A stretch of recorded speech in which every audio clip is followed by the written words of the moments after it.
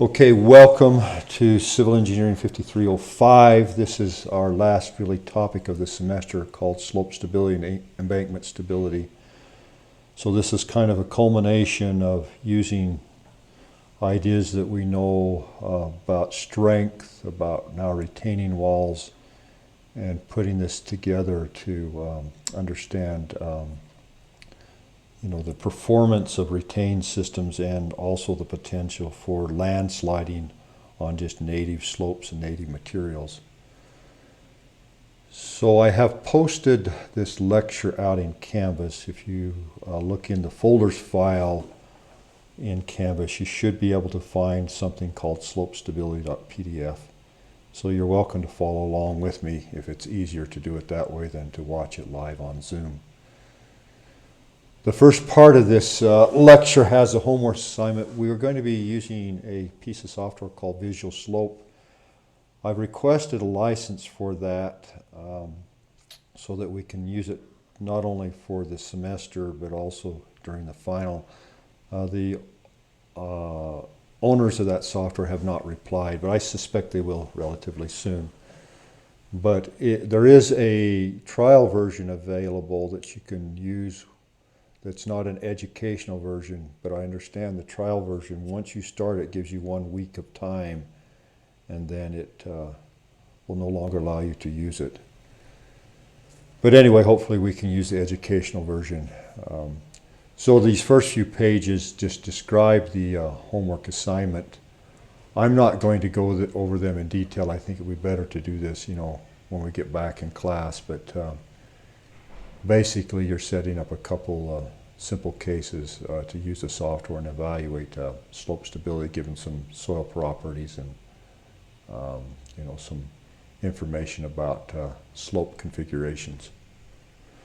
So let's skip on past these and go right into kind of just talking about types of landsliding.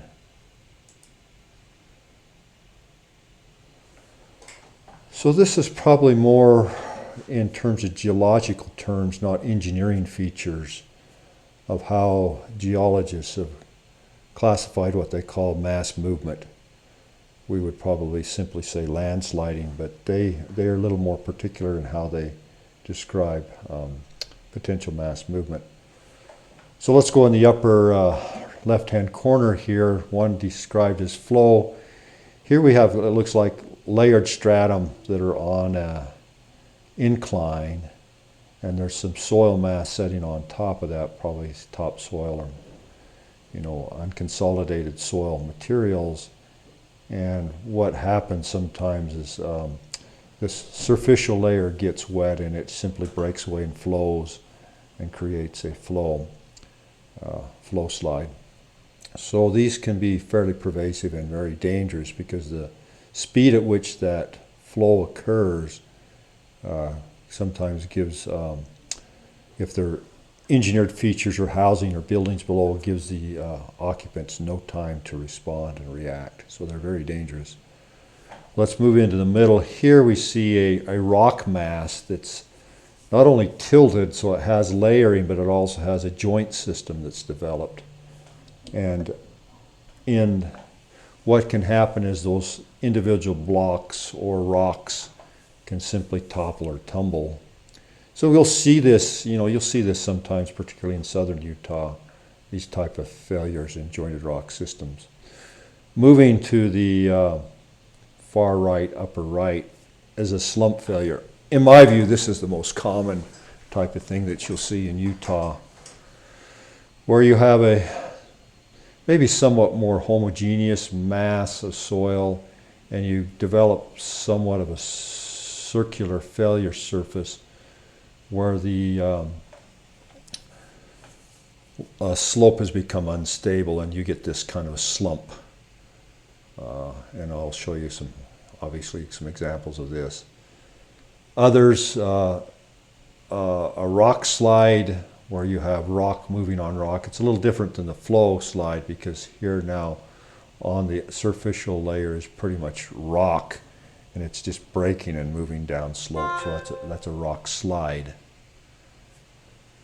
In the middle we have some creeping landslides. These can be of this type, fairly shallow, or they could be more like this slump, where the failure surface is deeper.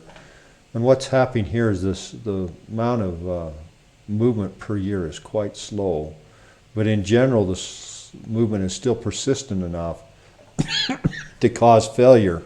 In this case, the slow creeping slide is disrupted, a telephone line, fences, and other structures that find themselves. I guess this is supposed to be headstones for cemetery, whatever. These are prevalent in Utah. We have some slides that move quite slowly. One that I am most familiar with is in Provo Canyon, called the Hoover Slide, which is down just below the Deer Creek Reservoir, and it's in an area on the north side of the slope. There are even some houses and things up in that area, and the Hoover Slide has been moving for years. And I'm not sure its current state, because with the reconstruction some years ago in Provo Canyon, there may be some ways that it has been stabilized at the toe. But I know in the days that I worked for the Highway Department in Provo Canyon, the Hoover Slide was still threatening US 89 going up through Provo Canyon, and was causing damage even of the roadway. And then last, on the lower right, we may have just some toppling, and where rock just literally breaks and falls and rolls down the slope. This shows a coastal area, but in the arid southwest where we live, rock fall is quite common. And I do remember, I can't remember the name of the community. I think it's just outside of Zion, but it's not Springdale. I think it's Rockford, I want to say. But there, a few years ago, a fairly large boulder broke off from the side hill and came down the hill and hit a house and killed the occupant that was in the house. So this type of large, rocks breaking loose from a slope and falling down slope is dangerous. It tends to be fairly localized, because obviously a boulder will only create a certain narrow pathway of destruction as it goes down the hill slide, but still has caused fatalities. So here shows a typical slide that I think you would find in Utah of the rotational size. So this would probably be best categorized as a slump. And let's just look at the morphology of this. Morphology just means the surface manifestation of that. So at the head of the slide, you'll see a main scarp where the slide breaks and falls downward. Quite often you'll see tensile cracking and that above the main scarp. And this later on could continue to fail as the scarp progresses upslope. Then the first down drop part, which may be somewhat level or sometimes rotated into the scarp, is the head of the slide. And then you may have a series of these broken ledges as you go down the slope. So you can see the circular failure where the slide protrudes and then pushes the soil downslope on the existing ground is the toe of the slide. And then you'll get pressure ridges. This area up here is in extension. This area down here is in compression. And it'll push the soil sometimes over the pre-existing native ground and cause these ridges, pressure ridges, radial cracking and things. And so when a landslide's fully developed, this is what it looks like. When it's just starting, like I think I described in class, a little bit of the thistle slide and the roadway cuts that had to be moved, where the highways moved around the thistle slide, and where UDOT generated a new landslide by their construction operations. You may see very beginnings of cracking. In the case that I was looking at several years ago, this cracking was occurring in the area where the railroad was, so it was very disturbing, and the slide hadn't really developed yet. You couldn't see this full morphology. The cracking had started here. There was some cracking along the edges, which would be kind of the lateral extents of the slide, and then there's beginning to become a pressure ridge down at the toe. So it was ready to maybe break and form a classical landslide. Luckily, it got stabilized before it got to this extreme case. Okay, so that shows you a typical slump. And these quite often develop also in roadway cuts too, where you've cut the road. Let's go to one that's fairly famous actually, the failure of the Bingham Canyon copper mine. And when I first saw this picture, I almost thought this lower part had been photoshopped, but truly shows a head scarp and breaking, and then this runout area because of the steepness of the slope is huge, where the slide slipped and then slid all the way down into the bottom of the mine. So you can imagine that something like this is extremely dangerous for mine operations. Luckily, I've given you a little bit of background here. You can read through that if you want, and a link where I've got this information. But they knew this slide was developing. They had seen movement up to 2 to 3 inches per day, so they were monitoring it, and they probably had a general idea about where this slide was going to develop. And so they took some preemptive measures. They moved some facilities that were there. They closed down parts of the mine, and they were planning for a number of weeks to make sure that people were out of the way. So when it did eventually fail, it looks like in February, well, let's see, they noticed the movements in 2013. I don't know, it probably fell sometime during the spring of 2013. Nobody was killed. But it obviously greatly impacted mine operations, because if you've seen the Bingham copper mine, you can see all of these terraces. These are excavations, but also there's a roadway that has to wind its way down through the mines for the big haul trucks, which are massive in size. And so obviously it took time to come back in and restore the ability to, excavate in the mine, plus all of this material that is really not useful to you had to be moved out of the mine. So it caused a shutdown temporarily of the mine, and it affected operations of the mine for a number of years.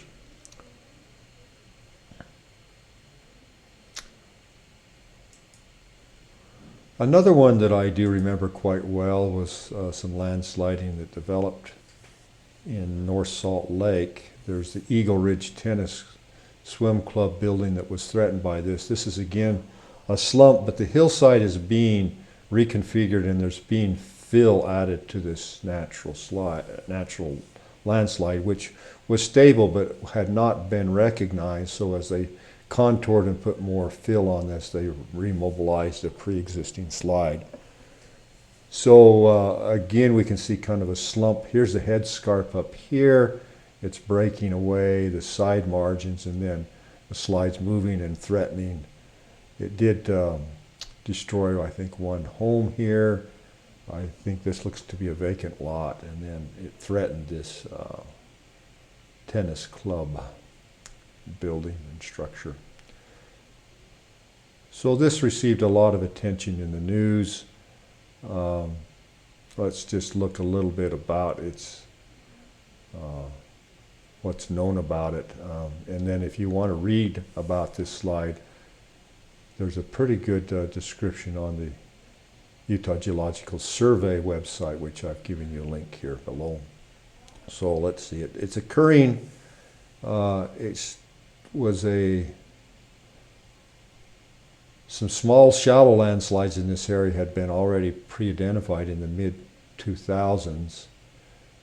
It occurred on the high stand, which is the highest bench of the Bonneville shoreline. It's underlain by Bonneville sands and gravels that overlay tertiary age volcanics. Whenever you see a description of potential tertiary volcanics in the area, I think you need to be really, really careful, because when these volcanics weather, they can create some You probably saw a little bit in Geo 1 some discussion of bentonitic clays. And what's problem with these clays is they have very low shear strength, and when wetted, they can lose a significant amount of shear strength. So a lot of our landslide in Utah has something to do with some of these tertiary age volcanic clays and volcanic ash. So it seems like this still could be somewhat a problem of what's going on with the materials beneath the Lake Bonneville sands and gravels. Anyway, it mobilized due to the construction and probably a wet spring, and it impacted the tennis facility.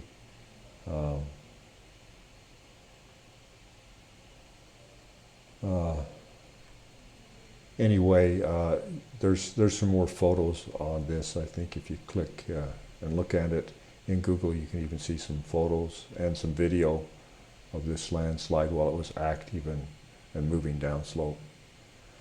Another one that's come into the news quite often is in Riverdale near Ogden, and this is called the Spring Creek landslide. It occurred in November 2017. Again, you'll see a common theme here. A lot of these things are becoming an issue in wet springs when the slope gets wet.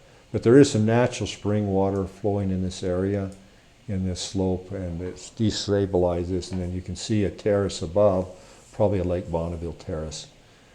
And you can see that the landsliding is threatening several homes along this area. 1, 2, 3, maybe 4 if we count that, homes.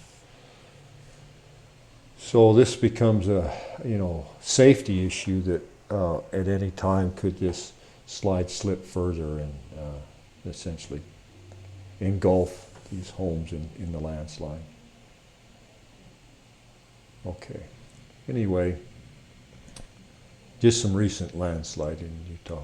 I wanted to also point out that not only do we have to worry about natural slopes, which are very complex and difficult actually to analyze. Natural slopes take a lot of kind of applied geology and engineering geology sometimes to assess.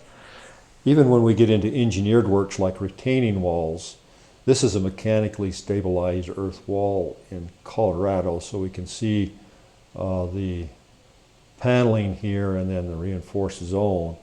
And behind this wall system, a failure occurred. Now, in this picture, I think I should point out to you that you can tell that there's the obvious failure of the panels, but look starting about right here, look at this whole slumping in this area. So this eventually all failed in here. And what's happening is the ground underneath was not really strong enough to support the weight of this embankment. So the construction of the embankment in this area and a retained embankment caused this failure to mobilize. If you look carefully, I can actually, I think, see some of the pressure ridge of the toe here, right in here, of this failure and movement of the slope. So this happened to be, let me click on this one. I can't remember what highway this is on. It's interstate, excuse me. US 36, between Denver and Boulder. So this is going to shut down the interstate. It's kind of interesting that to reconstruct some of this, they did use geofoam. Let's see if that shows us some of the construction here. So there's a video attached.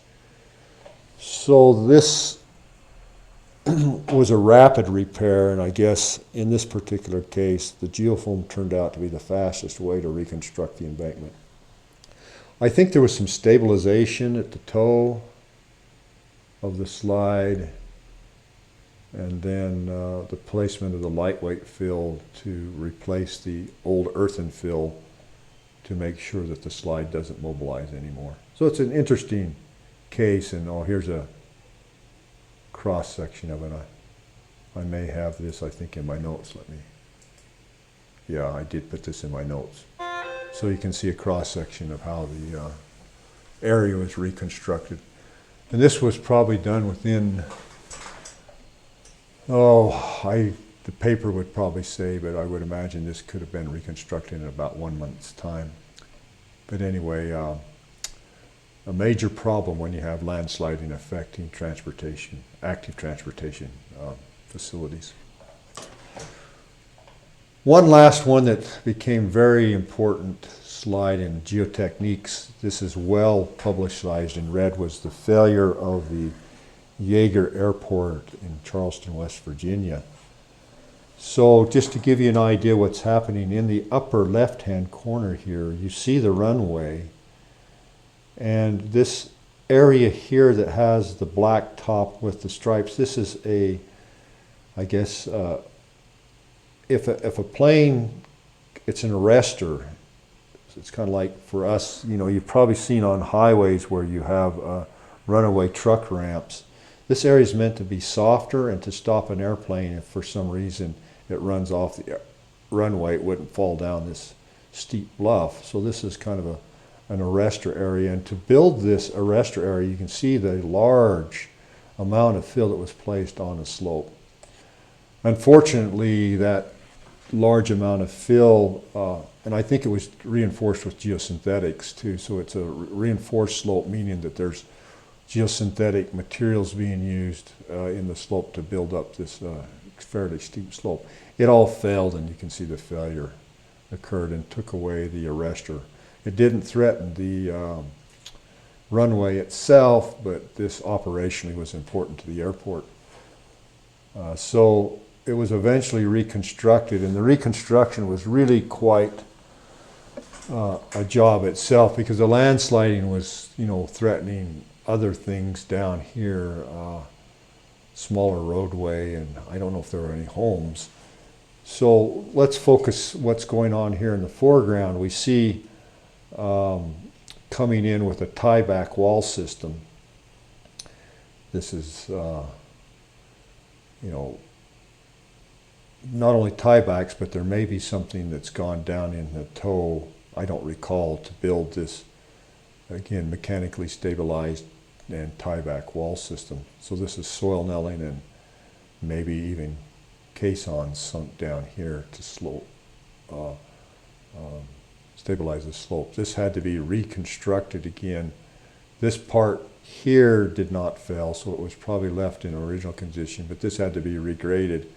And then to get the final arresting, then the lightweight fill, the geofoam, was used to rebuild some of the slope above this wall.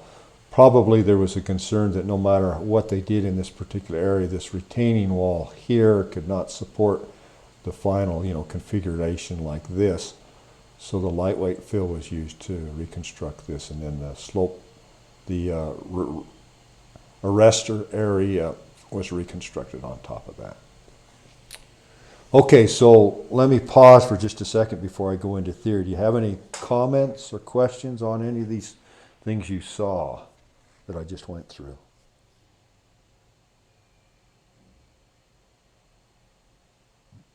So on this failure here, was that the soil beneath the fill that actually failed? Yeah, most likely what happened, Adam, is the slope was oversteepened. And so it's not considered a failure within the reinforced zone, because I'm pretty sure that going up here, this slope that we see here was geosynthetically reinforced. But it failed somewhat in the slope behind, but also the ground below is causing this.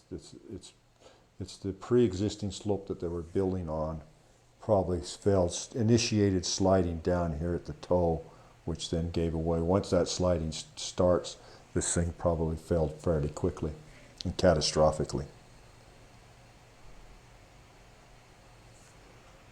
Okay, any other questions? So, you know, we have failures of natural systems. We have failures, complex failures of engineered works on top of natural systems. And you can have sometimes failure on a complete engineered reconstruct that doesn't have any failure of the natural soils below. But generally, it's a combination of probably overloading a slope in this case and causing failure, where the failure probably initiates in the natural slope below. Or quite often just cut slopes, where you've cut away the toe of a side hill and you've now cut away some of the slope at the toe that's stabilizing the slope, and by cutting at the toe of the slope, then you could potentially mobilize a landslide. Okay, let's get more into a little bit of the theory of this. In general, we talk about short-term stability and long-term stability. So short-term stability in our case would probably be during construction and soon thereafter. Long-term stability would be the stability of the slope or system, for many years post-construction. Now, if we're building on cohesive materials that are poorly draining, then as we build these slopes, we usually have to think about a short-term stability analysis, meaning that our loading is rapid enough that if they're cohesive materials, they're not necessarily dissipating pore pressures due to the loading. And so for short-term stability analysis, we commonly use undrained strengths, total stress analysis. So on the I-15 reconstruction project where we were constructing just atop the Bonneville clays and building embankments quite rapidly, all of our analysis were short-term, meaning that we were looking at undrained behavior in the Bonneville clays, meaning they didn't have time to dissipate pore pressures due to the new loading. And if we could survive the short-term stability case, generally the pore pressures with time over years would dissipate, and the long-term stability factors of safety were generally high. So I'll talk about factors of safety in a minute, but I'm just saying for short-term rapid loadings on particularly clay slopes or slopes that behave undrained, then total stress analysis will be used, okay? For long-term stability analysis, whether it's a clay or a granular material, the pore pressures are deemed to dissipate. Hence, we can use effective stress phi-primed envelopes. Okay, so we've talked a little bit about those when we went through shear strength theory, but it's important to think about, if we're loading rapidly, at least on cohesive materials, we should be using total stress analysis. If we believe we're loading very, very slowly, or we're looking at what is the conditions considerable time after the construction when pore pressure is dissipated, then we'd look at long-term stability analysis. And there are a few cases where the long-term stability will govern. There are other things that we'd have to consider in long-term that still could bring a slope to failure. For landslides, however, maybe not either one of these failure envelopes are right. If we're talking about a clay layer that has been loaded and slipped in the past, and in other words, we're talking about a pre-existing landslide that may not be currently slipping but has slipped in its geological past, then we may want to be looking at residual strength parameters. And what these are at the strengths at large deformation. In some ways, it's very similar when we talk about residual strengths to critical state strengths. The difference is in clays, to get residual strength parameters, you have to have large shear deformation, and we don't get that large enough shear deformation generally in the triaxial device. So if you can watch my picture, we use a ring shear device where we create a large ring, and the specimen really is a ring failure, and we have these two rings that can slide like this for, large amount of shear, and we can measure the residual strength of that clay as we shear very slowly and get what it might be at strength. So, for example, some of these residual strengths in shear if we were to put a friction angle on it, it might be somewhere maybe between 8 and 13 degrees, which is really, really low. So this is where engineering geology has to come in and see if the slide has moved in the past, if there's any evidences of pre-existing landslides and slickened sides and shearing at depth, and then based on that, an assessment of the slide more from a geological engineering standpoint has to be taken on.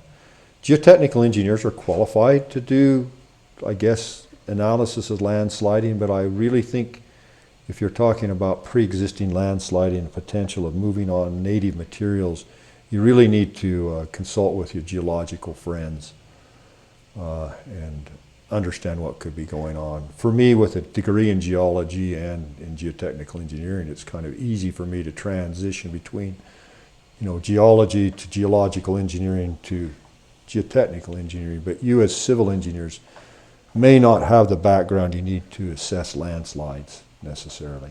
But you certainly, I think for retaining wall systems and that, have that capability to look at potential global failure behind a retaining wall system.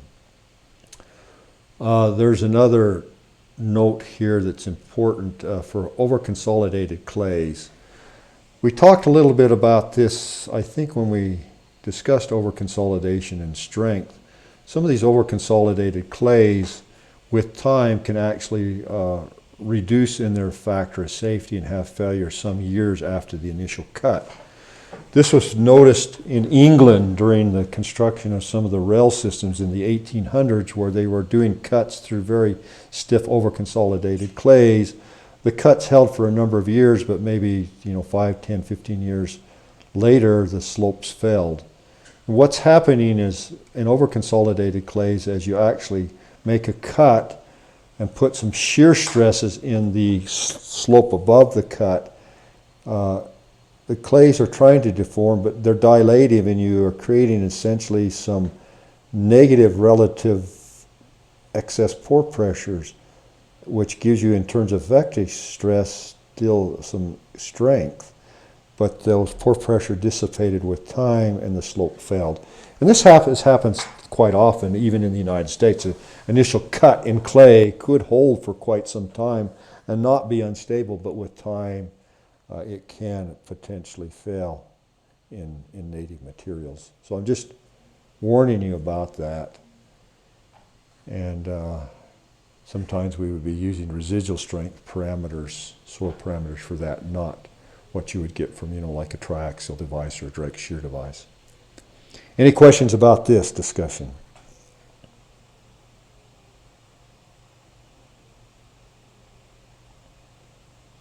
So literally, we could introduce a graduate level course in landsliding and landslide assessment, stability and stabilization.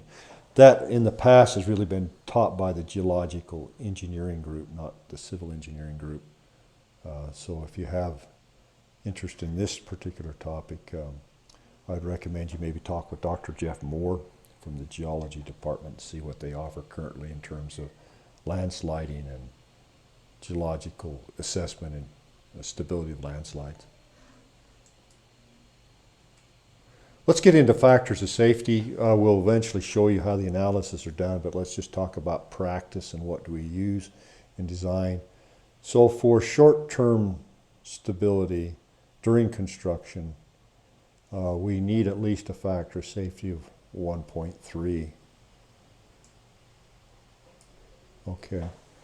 Quite often here in the Salt Lake Valley, again, if we can obtain a short-term stability of 1.3, if we're building maybe an embankment on top of particularly Lake Bonneville clays, we know that with time, within a few years, those excess pore pressures are dissipating. If we do a long-term stability analysis using effective, if not total stress analysis, we'll find that our factors of safety are adequate. Okay. For long-term stability, then we're probably going to be recommending 1.5. So end of construction 1.3, 1.5 long-term Some of these are from the Corps of Engineers where they're actually now analyzing embankments that are associated with dams. So they're talking about the upstream and downstream side of dams. But these are typically used. If you are looking at dams and stability of dams, then you have to look at rapid drawdown cases and a maximum surcharge pool, some other things that we may not be doing always in geotechniques. But anyway, the generally accepted factors of safety is 1.3 for short-term analysis and 1.5 for long-term analysis. But you're changing the strength parameters. In short term, you're quite often using undrained strengths or total stress analysis. And in the case of long-term analysis, you're doing effective stress analysis. If you get into slope with seepage and long-term analysis, you have to have a factor safety 1.5 for considering any seepage forces that may be. This is where there's actual springs or water that's in the slope that's a long-term condition where there's seepage or weeping in the side slope due to water infiltrating through the slope.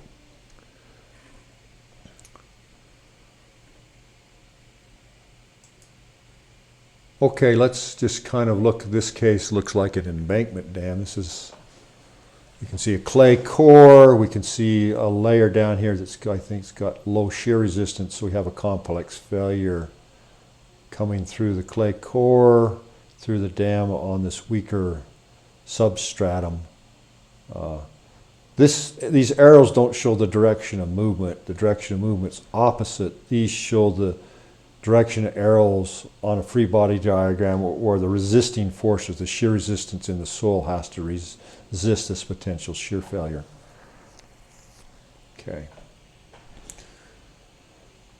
So sometimes we don't always know the critical layer. If you can identify a very weak layer through geotechnical or geological investigations, that could become your potential slip plane.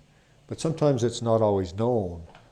And so other times we do selection of multiple potential failure surfaces and find which one's the most critical in the analysis.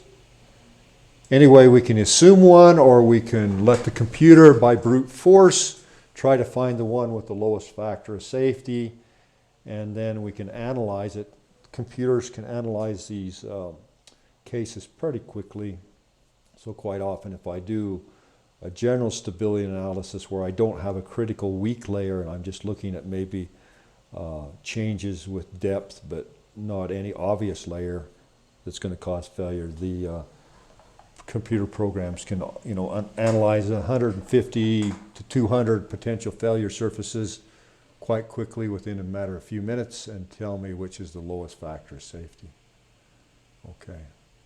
So if we're doing just a case where we're just letting the computer do it, quite often we're doing it for two-dimensional plane strain conditions. What this means is we think the slope is very long in one direction. We're not really looking at three-dimensional effects.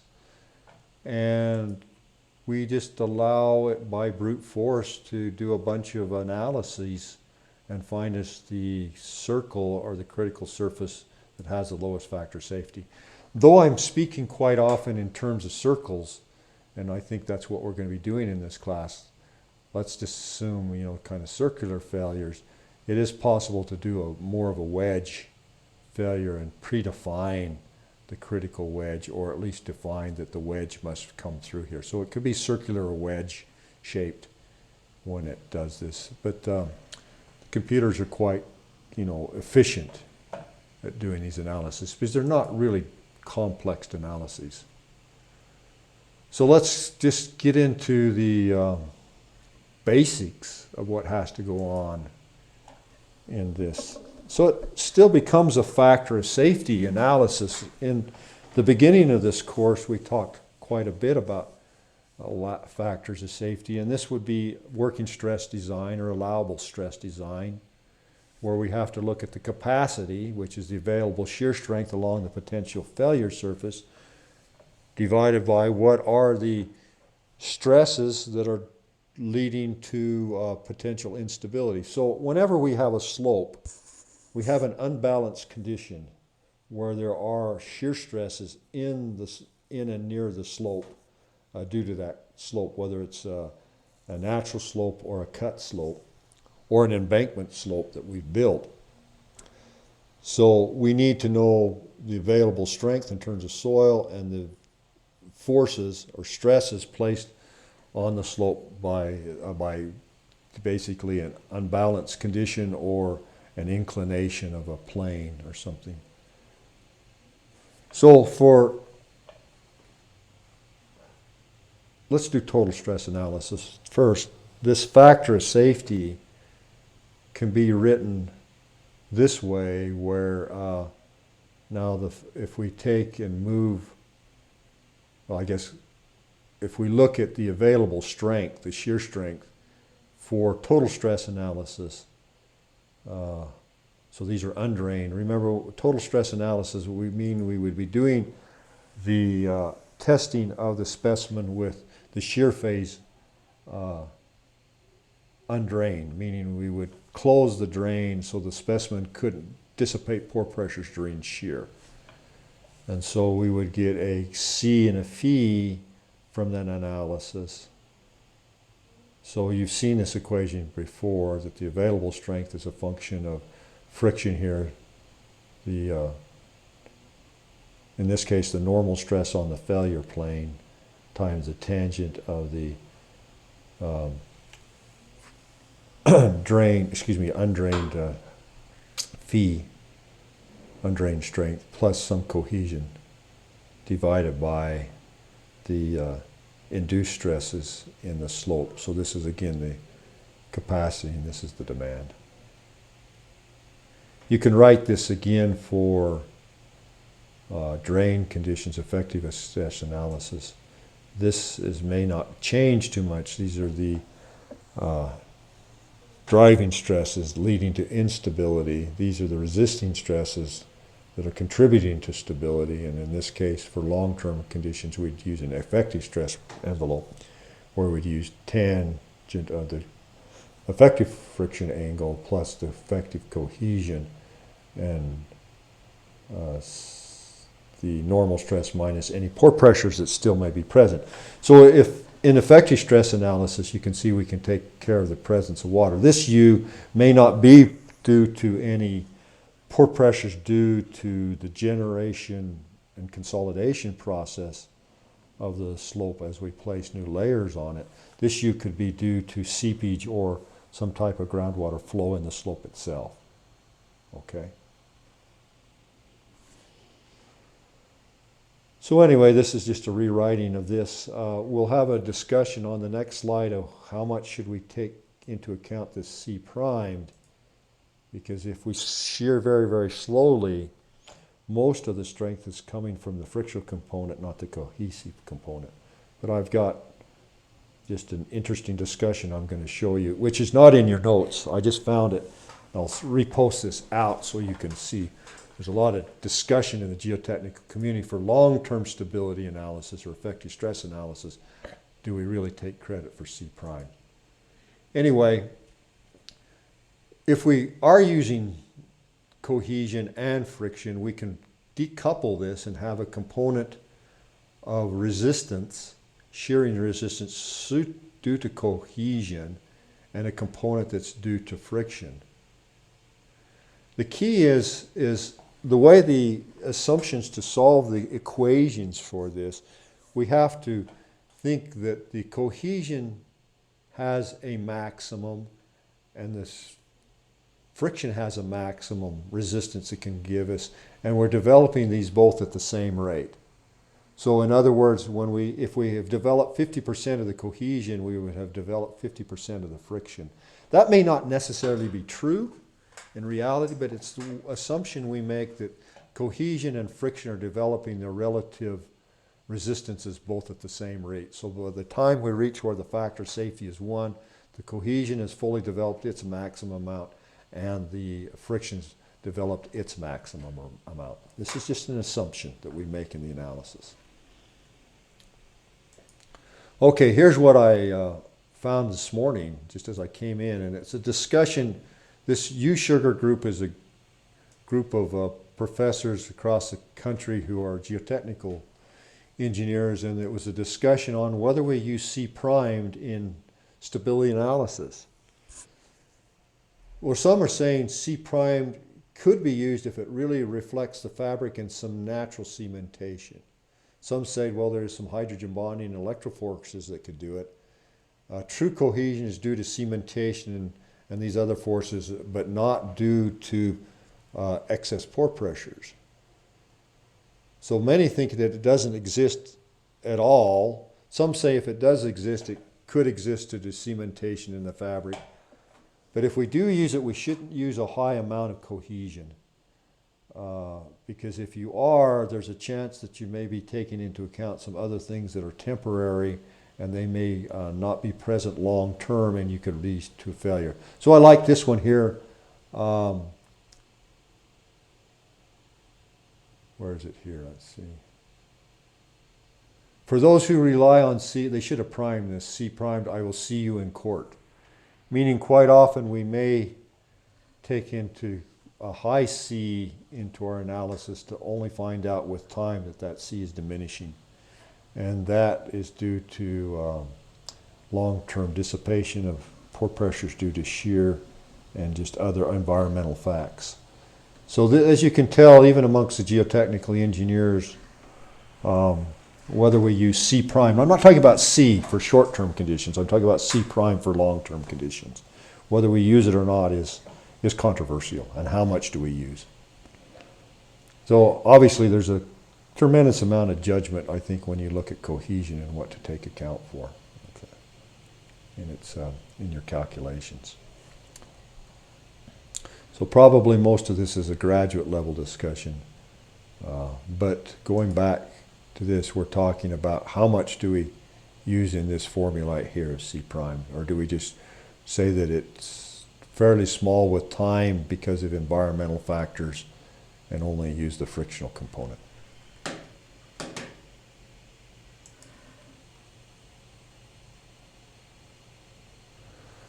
Okay, what we're going to go into is the method of slices. We've got about another 20 minutes, so just bear with me. I'll probably keep this to 1 hour and then stop.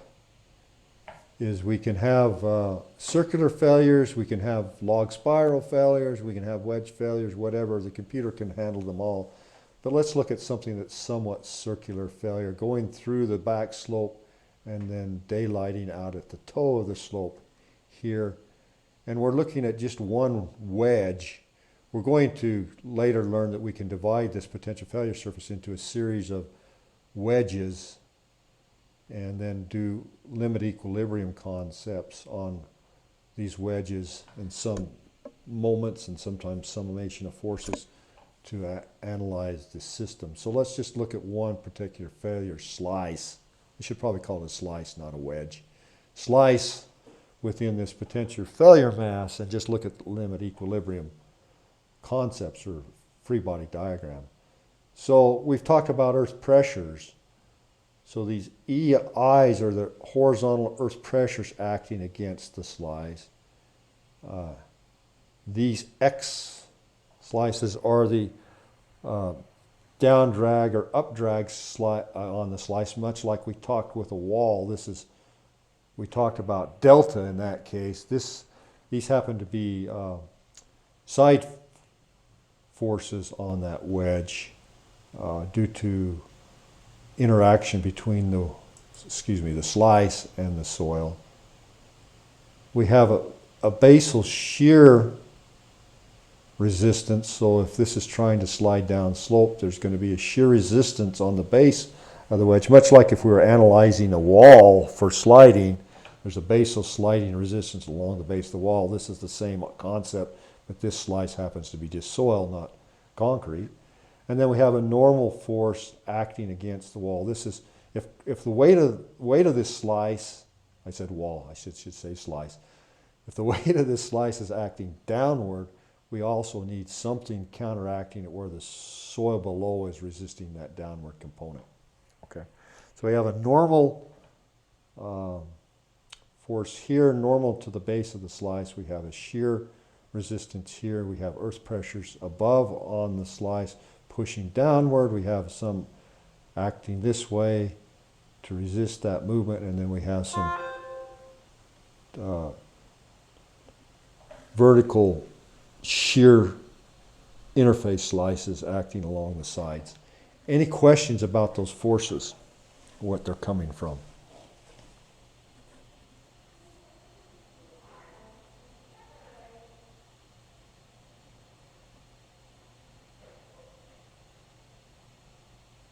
I think, again, if we went to gravity wall, you could think almost this slice is like a gravity wall, and you could draw some analogies to the gravity wall design. So I think this is probably a little bit of a review to you. We're just doing it on soil. And so we have to do this for all of these slices and then look at the combination of these slices, both in moments and forces, to see whether we're at equilibrium.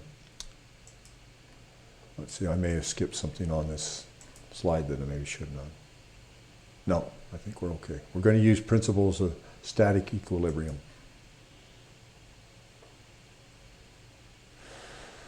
So S, which could be the combination of the shear stresses along the base, the total shear stress that acts along the failure surface. So we're talking about S would be the total shear resistance. I should say stress, but I should say shear resistance along this base here. Is a combination of the shear strength times each length, and if we sum that for all slices, then we have the total resistance. Now, why we have to do it by a summation process is because this shear resistance along the base provided by the soil is not necessarily equal along the full length. It may be varying along the length because of depth, changes in soil type and layering. So tau is not consistent along. But if we can get the tau, the shear resistance along the base of the slice, times each of the individual lengths of those slices, when we can sum the shear resistance times the length, then we have the shear resistance along the base, okay? And this is just substituting in for tau. We can come in, and this is the soil strength in terms of effective stress and the factor of safety that it has. And this is still just rewriting for S for the full length of each of these slices. So this becomes the basic equation, one of the basic equations we need to use the limit equilibrium. I forgot that I'm talking about limit equilibrium methods. What we mean by limit is there's some limit on this strength. So we're using factors of safety, and equilibrium meaning we're using static equilibrium principles to solve this system.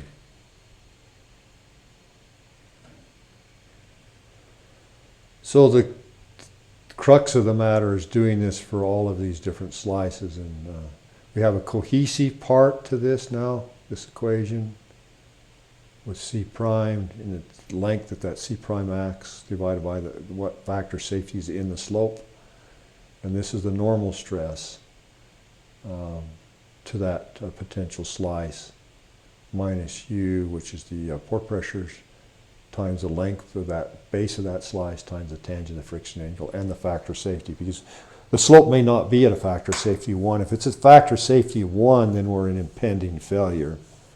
So this means that the slope has some resistance and it's stable. It has some factor of safety. And remember, we said that this part of F and this part of F are being generated at the same rate. So in this case, when we divide it into these two components, the F here and the F here are equal. Okay? So eventually you can see we're going to want to solve for F.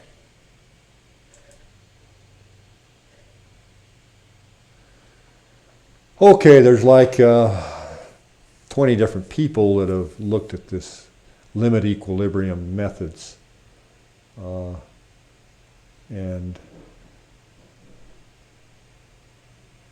there are differences in the way that they look at the equations that are used to do this.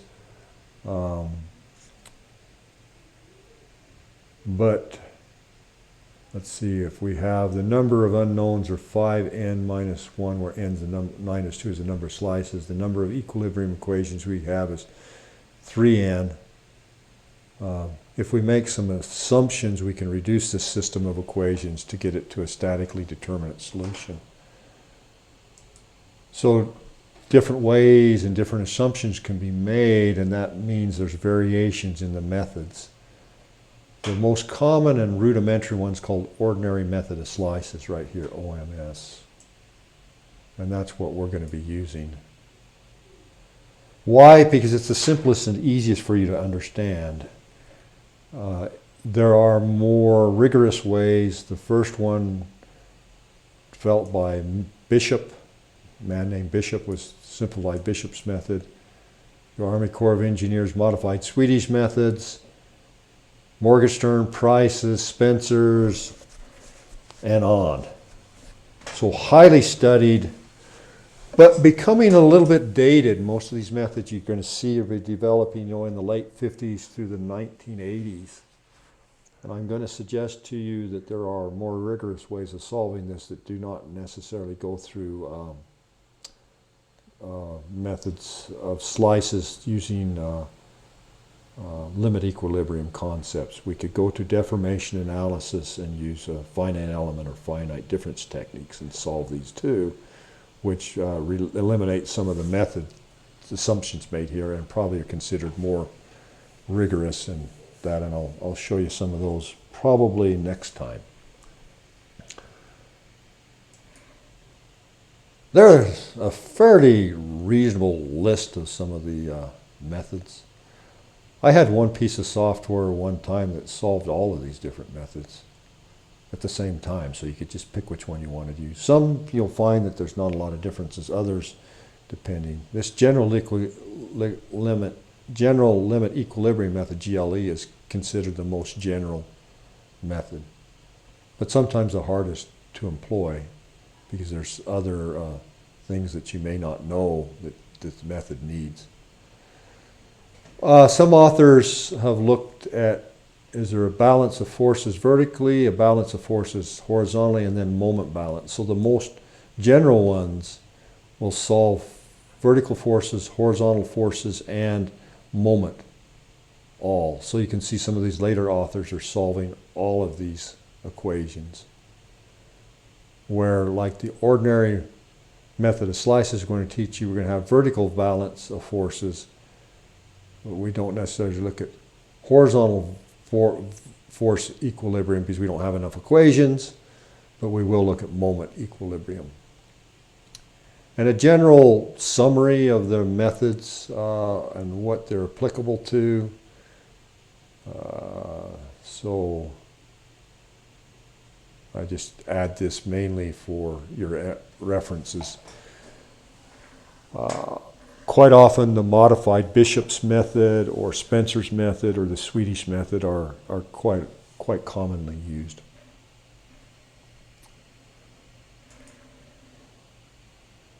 This, I believe, is just a footnote to this table here.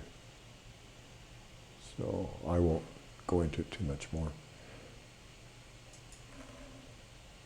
So let's go to simplified Bishop's method. It's also an Army Corps of Engineer document, EM 1110-2-1902. If you Google that, you'll actually be able to download that manual. You'll be able to find it. It's in publication in the public domain. So if you want to read more about simplified Bishop's method, I think it's in a more general manual that might talk about other techniques. I've got it somewhere on my computer. So for this method, forces are summed in the vertical direction. So we have vertical equilibrium. Moments are summed about the center of the slip circle. So if we had a potential slip circle here and we had a center of that circle, we can sum moments of each of these potential slices and come with moment equilibrium. So it solves vertical force equilibrium and moment equilibrium. It doesn't necessarily solve horizontal force equilibrium. So this is the diagram here that we would use if we're using or simplified Bishop's method. And you can see the forces on here. What's missing from what I've shown previously? There's some forces missing here from what I showed in the previous equilibrium. Adam. Those vertical friction forces aren't there in between the wedges. Right. So the assumption of this method is they're equal to each other. Okay? So they cancel out. All right? So yes, you're talking about here, we had a force downward and we had force upward. So if those are equals and opposite, which is not bad if you have, I think, fairly common geometries where this length and this length are about the same, but notice they're not shown. Okay. It's not because they're not there, it's because the assumption in this method is they cancel each other out in the free body diagram. Okay?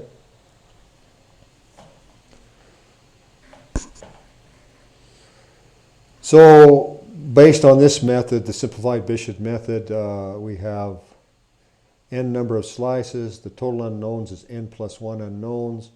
We can write n equilibrium forces, and then we can write the summation of moments about the total soil mass, which gives us one additional equation. So we have n plus 1 unknowns, and we have n plus 1 equilibrium equations when we include summation of moments of the entire soil mass.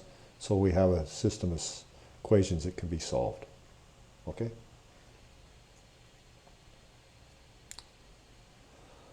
So let's see, we're about 5 minutes from closing. Let's see if we can maybe finish up Bishop's method here and we'll stop.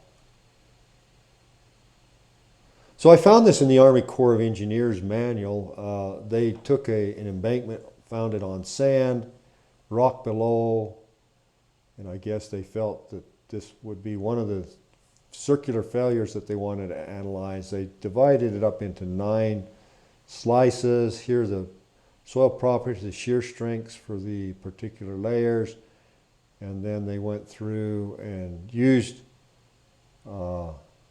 Bishop's method. So this literally could be done in a spreadsheet. I don't know if I'd want to do it, but it could be done. And you can see essentially it's similar to a spreadsheet calculation, and all of the different equations that have to be used. Let's see if we look at them quickly. We got horizontal width, average slice height. So these are geometric slice area, total unit weight of the slice, partial weights, I guess.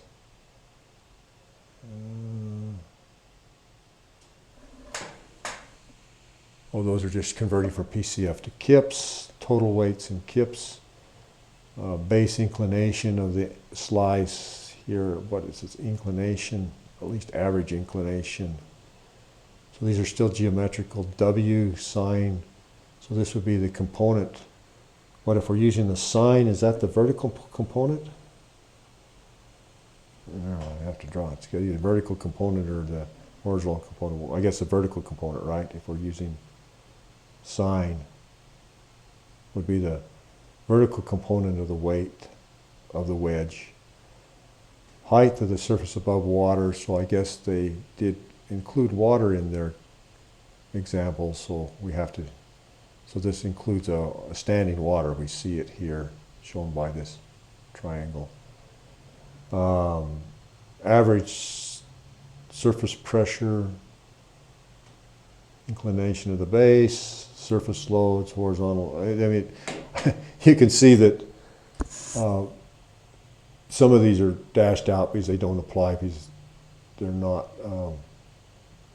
affected by the slices. But down in here, where there's water, then these come into play.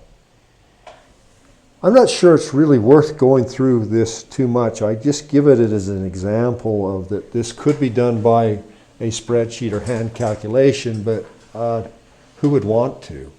If you could generalize this process in computer code. The particular factor safety on this perceived failure surface here that's circular is 2.71. Okay.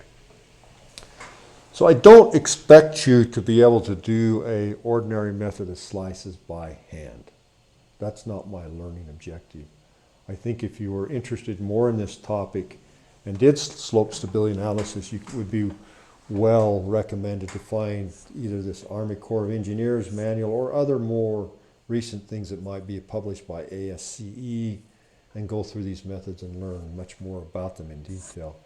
The fact of the matter is that my learning objectives for this is to let you understand there is, free body diagrams that can be done. We can look at these individual slices and depending on assumptions can solve these methods using statics and limit equilibrium methods, which we will then turn over to a computer to do the analysis. Let's talk about the limitations, at least to the simplified Bishop's method. Horizontal equilibrium forces are not satisfied.